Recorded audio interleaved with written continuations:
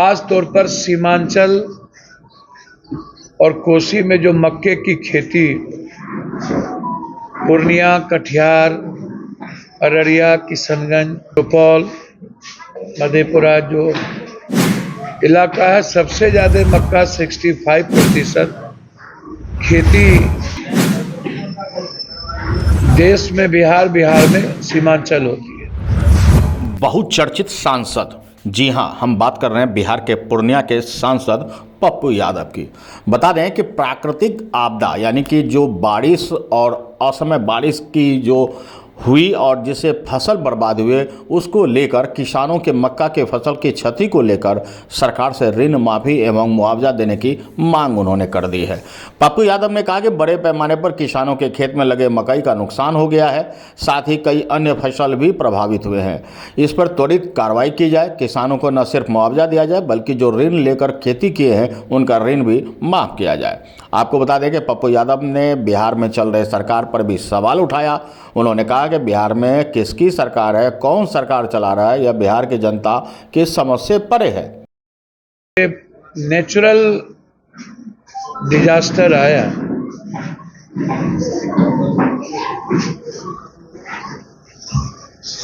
Cyclone, तूफान, बारिश, जिसके चलते सीमांचल, कोसी, बिहार का आधा लगभग, खास तौर पर सीमांचल और कोसी में जो मक्के की खेती पूर्णिया, कटिहार, अररिया, किशनगंज,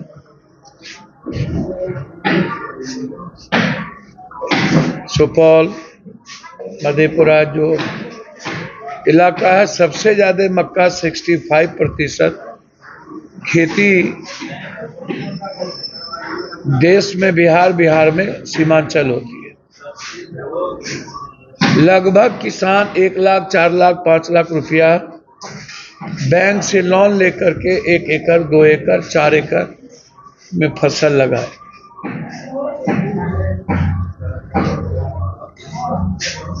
और लगभग किसानों का फसल बर्बाद हो गया।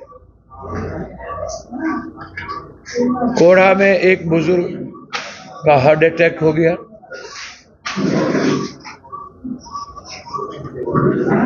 किसान अपने मकई को देखने गए, जहां पर कई परिवार की पत्नियां बेहोश हो गई। जो बैंक से लोन लिया कर्ज, अब उनके पास कोई स्थिति नहीं बची।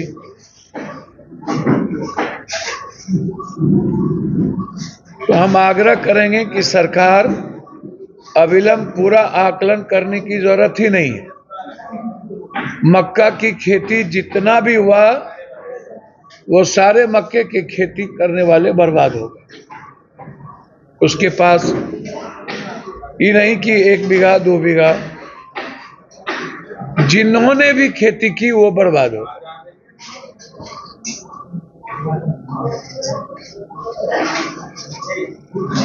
जिन्होंने भी खेती, आपको आश्चर्य होगा। इस तरह मक्के के बाद भी कई फसल हैं जिसकी बर्बादी हुई। अन्य फसलों का मूल्यांकन करना जरूरी है, लेकिन मैं कंप्लीट मक्का खेती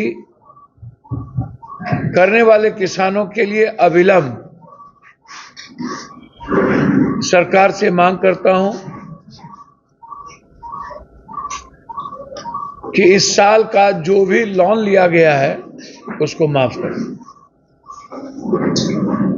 अविलंब बैंक को कहे कि कोई भी इस साल में लेने वाला जो लोन है वो किसी भी किसानों को नहीं देना पड़े। और दूसरी तरफ जो किसान को लागत लगी उसका मुआवजा मैं चाहूंगा कि सरकार अविलंब घोषणा,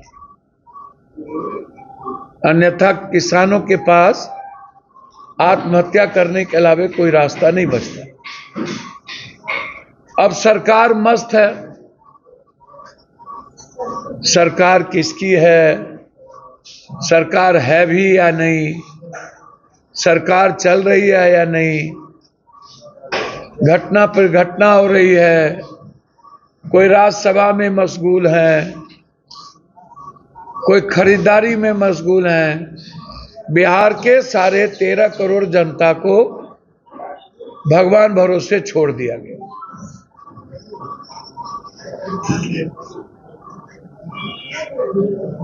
इसलिए मेरा पहला डिमांड है, और कल यह मुद्दा सदन में भी उठेगा, लोकसभा के भीतर भी इस मुद्दे को गंभीरता से उठेगी। दूसरा मुद्दा है कि बिहार में बेटी सुरक्षित नहीं है। डगरवा में 3 घटना घट गई, एक ही डगरवा, तीनों सामूहिक बलात्कार। इसके पहले भी हम सामूहिक बलात्कार केस में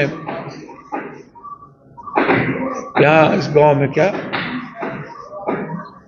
डगरवा गए थे, अभी बच्ची का बलात्कार हुआ था। जी नहीं, अभी जस्ट रात में कुछ दिन पहले गए थे, 2 दिन पहले, 10 दिन पहले, जहां सामूहिक बलात्कार हुए थे। कचौली या कोई इस तरह एक गांव है। उसके पहले एक नर्तकी के साथ, और अब एक चौधरी परिवार की बच्ची के साथ। मरने के बाद ये पुलिस की सबसे बड़ी कमजोरी है कि आप किसी भी बच्ची को प्रेम प्रसंग के साथ जोड़ दें, जो सही नहीं है, उचित नहीं है। मैं कई बार कह चुका हूं, नीट्स की छात्रा का सही तथ्य सामने आ जाए तो बिहार को एक नई आजादी मिल जाए।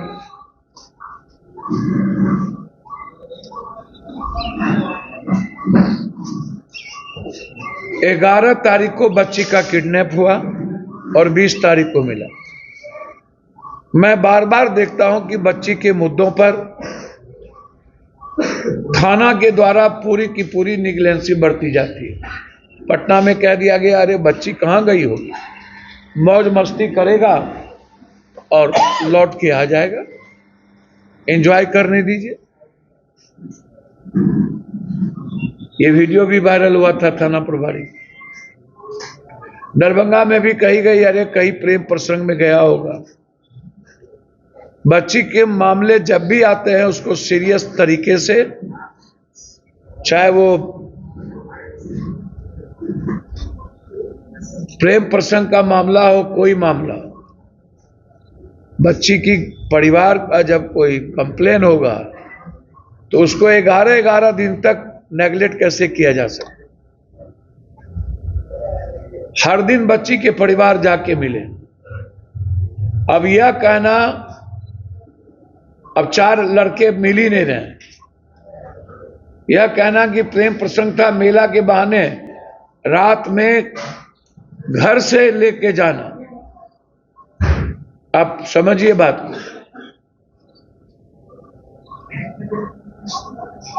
इससे बड़ा दुस्साहस, और उसके बाद बलात्कार करके बच्ची को मार के एसिड छीट के जला देना, कंप्लीट रूप से। बिहार में मैं आग्रह करूंगा सारे परिवार से कि अपनी बेटी और बहनों की को सुरक्षित रखना चाहते हो तो आप सरकार और प्रशासन के भरोसे मत रखिए। सबकी गिद्ध दृष्टि बच्ची के साथ, बच्ची पर रहती है, पड़ोसी की भी, कोचिंग जहां जाता है वहां भी, स्कूल जहां जाता है वहां भी, तो एक भी बच्ची सुरक्षित नहीं है। बता दें कि 13 करोड़ बिहार की जनता को भगवान भरोसे छोड़ दिया गया है, उन्होंने कहा। और साथ में यह भी कहा कि सरकार राज्यसभा में सीट बढ़ाने का कार्य करने में व्यस्त है और बिहार पस्त है। बहरहाल पप्पू यादव अक्सर अपने बयान से चर्चा में रहते हैं और एक बार फिर किसानों के हक हकूक़ की लड़ाई में वो उतर चुके हैं। अनुभवी यहाँ के मीडिया के लिए पूर्णिया से गौरव गुप्ता की रिपोर्ट। तो आज के लिए इतना ही। हमारे साथ बने रहिए और देखते रहिए अनुभवी आंखें न्यूज और पढ़ते रहिए अनुभवी आंखें अखबार। सोशल साइट्स, ऑनलाइन चैनल पे जाकर आप हमारे चैनल्स को देख सकते हैं, लाइक और सब्सक्राइब भी कर दीजिए। दोस्तों, आप हमसे जुड़ने के लिए अपना पासपोर्ट साइज फोटो और एक आधार कार्ड की फोटोकॉपी हमें भेज दें और हमसे जुड़ें। हमारे से जुड़ने के लिए इस नंबर पे आप हमसे बात कीजिए। हमारा नंबर है 8826227802।